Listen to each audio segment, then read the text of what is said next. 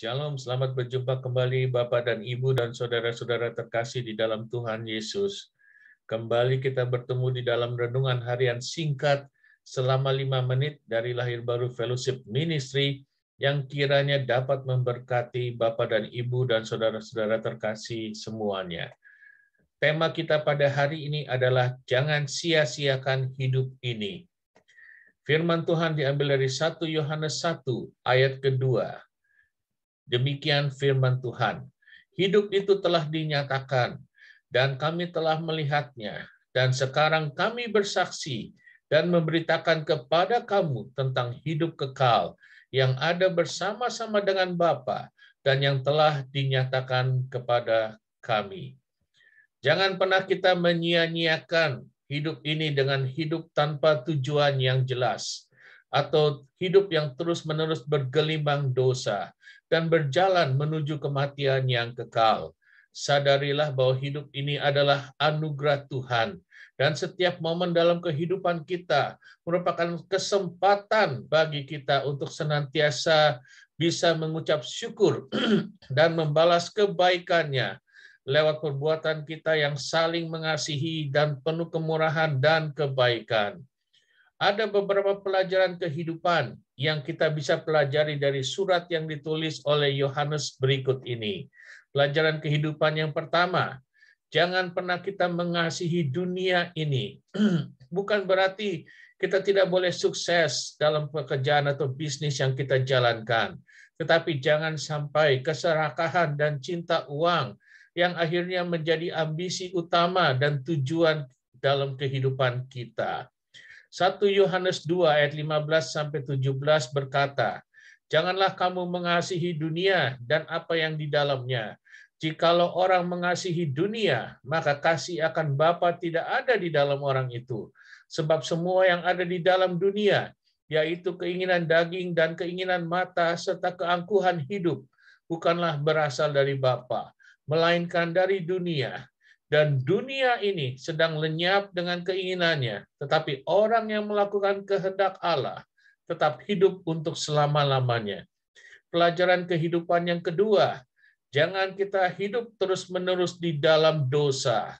Kita bisa jatuh di dalam dosa, tetapi bukan berarti kita harus terus-menerus hidup bergelimang dosa.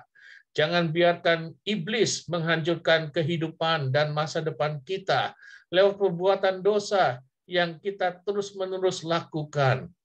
1 Yohanes 3 ayat 7-9 mengingatkan, anak-anakku, janganlah membiarkan seorang pun menyesatkan kamu. Barang siapa yang berbuat kebenaran adalah benar, sama seperti Kristus adalah benar. Barang siapa yang tetap berbuat dosa, berasal dari iblis, sebab iblis berbuat dosa dari mulanya. Untuk inilah anak Allah menyatakan dirinya, yaitu supaya ia membinasakan perbuatan-perbuatan iblis itu. Setiap orang yang lahir dari Allah tidak berbuat dosa lagi, sebab benih ilahi tetap ada di dalam dia, dan ia tidak dapat berbuat dosa karena ia lahir dari Allah. Pelajaran kehidupan yang ketiga, mari kita saling mengasihi dan saling menopang dan saling memperhatikan.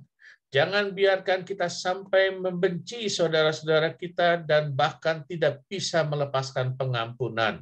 Jangan sampai kita dipenuhi dengan kepahitan atas segala sesuatu yang dilakukan oleh orang lain terhadap kita.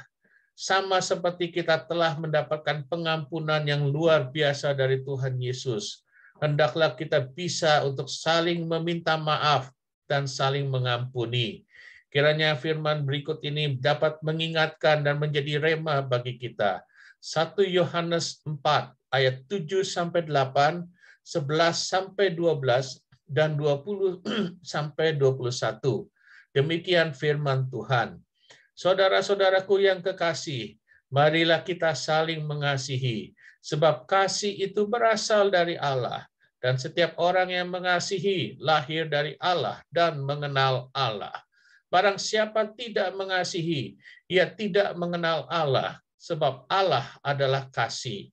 Saudara-saudaraku yang kekasih, Jikalau Allah sedemikian mengasihi kita, maka haruslah kita juga saling mengasihi. Tidak ada seorang pun yang pernah melihat Allah. Jika kita saling mengasihi, Allah tetap di dalam kita, dan kasih-Nya sempurna di dalam kita.